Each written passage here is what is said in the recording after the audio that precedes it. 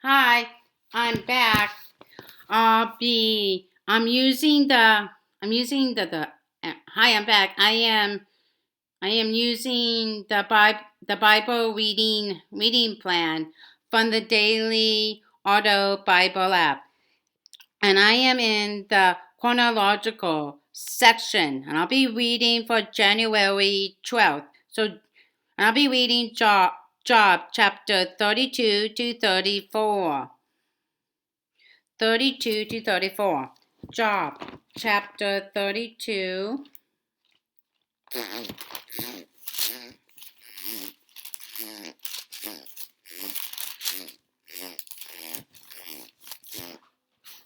Okay, Job chapter 32. A young man answers Job. Job chapter 32, verse 1 to Job chapter 37, verse 24. Young, Elihu rebukes the three friends for being unable to give Job a reasonable answer for why he was suffering, but he only gives a partial answer to Job's question by saying that people cannot understand all that God allows, but must trust Him. This was the best answer that a human could give, yet it was incomplete. Often the best human answers are incomplete because we do not have all the facts. All the facts. Elihu, Genesis chapter 32. So these three men stopped answering Job because he was righteous in his own eyes. But Elihu, son of Barakel, the Buzite of the family of Ram, became very angry became very angry with Job for justifying himself rather than God. He was also angry with the three friends because they had found no way to refute Job and yet had condemned him. Now Elihu had waited before speaking to Job because they were older than he. But when he saw that the three men had nothing more to say, his anger aroused. Was aroused. So Elihu, son of Barakel, the Buzite, said, I am young in years, and you are old. That is why I was fearful, not daring to tell you what I know. I thought age should speak, advanced years should teach wisdom, but it is the Spirit in a person, the breath of the Almighty that gives them understanding. It is not only the old who are wise, not only the aged who understand what is right. Therefore I say, listen to me. I too will tell you what I know. I waited while you spoke. I listened to your reasoning while you were searching for words. I gave you my mind, my full attention, but not one of you has proved Job wrong. None of you has answered his arguments. Do not say we have found wisdom. Let God, not a man refute him, but Job has not marshaled his words against me, and I will not answer him with your arguments. They are dismayed and have no more to say words. Have failed them. Must I wait now that they are silent now that they stand there with no reply? I too will have my say. I too will tell what I know, for I am full of words, and the spirit within me compels me. Inside I am like bottled up wine, like new wineskins ready to burst. I must speak and find relief. I must open my lips and reply. I will show no partiality, nor will I flatter anyone. For if I was skilled in flattery, my Maker would soon take me away. Take me away. Job chapter 32. Job chapter 33. Job chapter 33. But now, Job, listen to my words. Pay attention to everything I say. I am about to open my mouth. My words are on the tip of my tongue. My words come from an upright heart. My lips sincerely speak what I know. The Spirit of God has made me. The breath of the Almighty gives me life. Gives me life. Answer me then if you can. Stand up and argue your case before me. I am the same. I am the same as you in God's sight. I too am a piece of clay. No fear of me should alarm you, nor should my hand be heavy on you. But you have said, in my hearing I heard the very words, I am pure.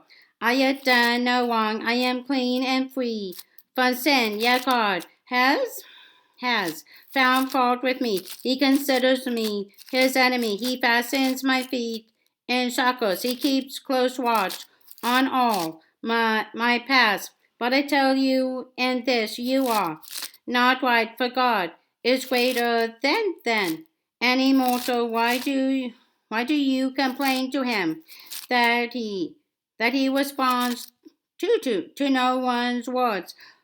For God does speak, now one way, now another. Though no person perceives it in a dream, in a vision of the night, when deep sleep falls on people as they slumber.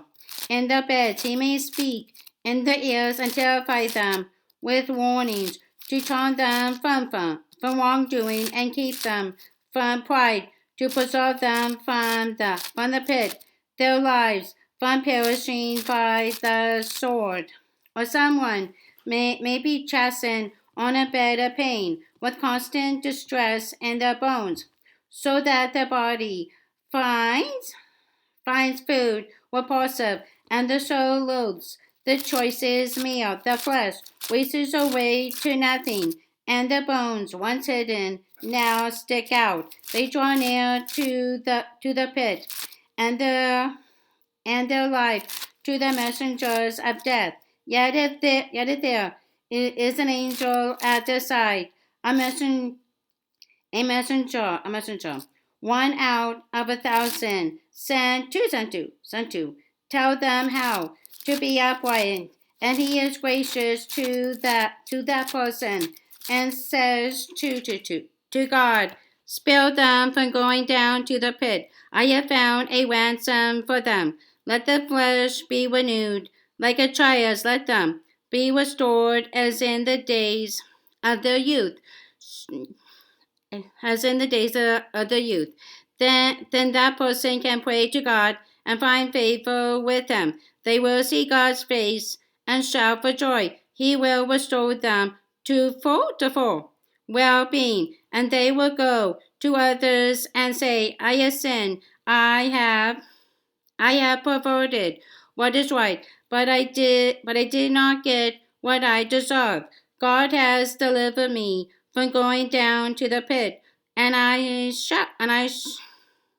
shall live to enjoy the light of life. God does all these things to a person twice, even three things, to turn them back from the pit, that the light of life may shine on them. Pay attention, Job. Listen to me. Be silent, and I will speak. If you have anything to say, answer me. Speak up, for I want to vindicate you. But if not, then listen to me. Be silent, and I will teach you wisdom. Teach you wisdom. Wisdom. Wisdom. How suffering affects us. Suffering is helpful when, suffering is harmful when. We turn to God for understanding, endurance, and deliverance. We ask important questions. We might not take time to think about in our normal routine. We are prepared by it to identify with and comfort others who suffer. We are open to being helped by others who are obeying God. We are ready to learn from a trustworthy God. We realize we can identify with what Christ suffered on the cross for us. We are centralized to the amount of suffering in the world.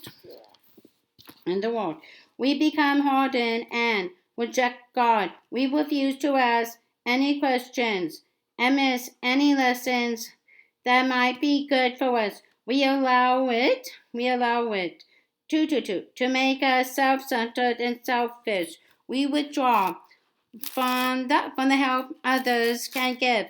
We reject the fact that God can bring good out of calamity. We accuse God of being unjust and perhaps lead others to reject Him. We refuse to be open to any changes in our lives.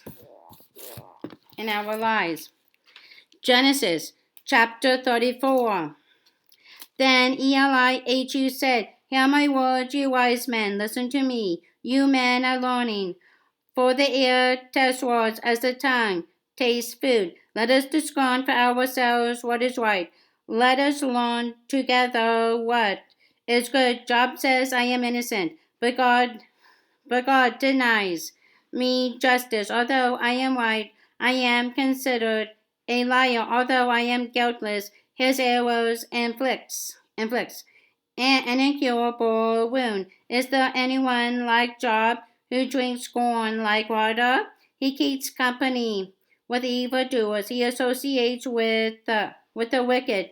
For he says, there is no profit in trying to please God. So listen to me, you men of understanding. Far be it from God to do evil, from the Almighty to do wrong. He repays everyone for what they had done. He brings on them what their conduct deserves. It is unthinkable that God would do wrong, that the Almighty would pervert justice. Who appointed him over the earth? Who put him in charge of the whole world? If it were his intention and he withdrew his spirit and breath, all humanity would perish together and mankind would return to the dust. If you have understanding, hear this. Listen to what I say. Can someone who hates justice govern? Will you condemn the just and mighty one? Is he not the one who says to kings, you are worthless, and to nobles, you are wicked? Who shows no partiality to princes, and does not favor the rich over the poor, for they are all the work of his hands. They die in an instant in the middle of the night. The people are shaken and they pass away. The mighty are removed without human hand. His eyes are on the ways of mortals. He sees their every step. There is no deep shadow, no utter darkness where evildoers can hide. God has no need to examine people further, that they should come before him for judgment. Without inquiry, he shatters the mighty and sets up others in their place. Because he takes notes of the deeds, he overthrows them in the night, and they are crushed. He punishes them for their wickedness, where everyone can see them, because they turn from following him and had no regard for any of his ways. They caused the cry of the poor to come before him, so that he heard the cry of the needy. But if he remains silent, who can condemn him? If he hides his face, who can see him? Yet he is over, individual and nation alike, to keep the godless for ruling, for laying snares for the people. So suppose someone says to God, I am guilty, but will offer no more. No more. Teach me what I cannot see. If I have done wrong, I will not do so again. So God then reward you on your terms when you refuse to repent. You must decide, not I. So tell me what you know. Men of understanding declare. Wise men who hear me, say to me, Job speaks without knowledge. His words lack insight. Oh, that Job might be tested to the uttermost for answering like a wicked man. To his sin he adds rebellion. Scornfully he claps his hands among us and multiplies his words against God. Against God. Okay, that's all. Bye.